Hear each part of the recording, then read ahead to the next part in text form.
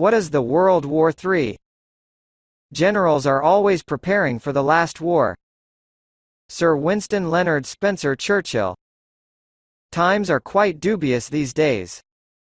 What is alarming is that politicians are talking more and more frivolously about possible wars. Confrontation is growing on many fronts. The world misses real war. This happened on the eve of the First World War, and even before the Second World War there was plenty of idle reasoning. I recently heard about the calculations of advanced specialists who estimated the cost of a nuclear war. Quite logically, they noted that such protracted economic crises with exorbitant public debts had previously been resolved through major wars.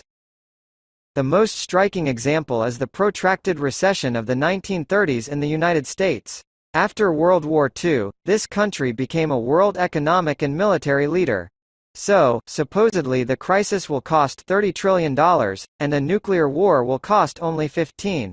For all the sighs about the horrors of the war, no substantive forecasts about its results are heard.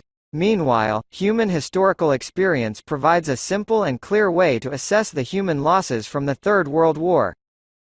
The illustration for this article shows the table estimation of losses in the Third World War without the use of unconventional weapons. This means without nuclear, chemical and biological weapons, using only conventional weapons.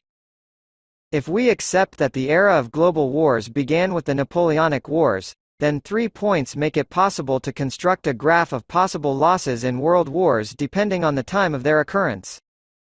On the x-axis we have 1800, 1914, 1941 and, suppose, 2030. Y-axis. 3.5, 15, 60 million people. Using the extrapolation method we get up to 700 million people in 2030. So, if the Third World War had occurred in the current decade and had passed without the use of nuclear weapons, then humanity would have lost about 700 million people, or about 10% of the Earth's population. That is, every 10th person dies. This, for example, is more than the population of Europe and Russia combined. Based on these considerations, the above-mentioned specialists really want to punch them in the face.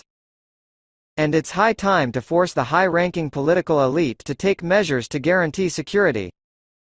To do this, however, each of us first needs to think about it.